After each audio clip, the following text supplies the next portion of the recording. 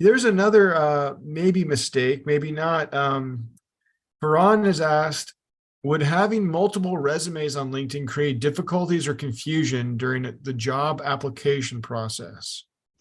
Okay, so I'm not certain by what they mean by multiple resumes, because I wouldn't advise putting your resume on LinkedIn particularly. I would use my profile to show people what it is that I have done and the roles that I've had. So if she's talking, he or she, sorry, they are talking about resume in that sense, then I don't think I would do that unless you are putting it on as a PDF, in which case I'm not entirely certain why you would do that as well as having your profile. So I think the question's a bit confusing, but don't confuse your profile with your resume, because it's not. It's completely different.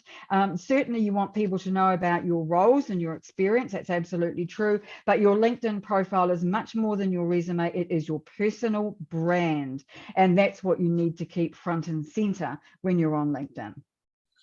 So I guess going back to talking about our gardening skills, we want to keep it relevant and make sure we're organized and to the point. It doesn't hurt to talk about us a little bit personally, but we definitely want to make sure we're engaging the right audiences and have a clear intention.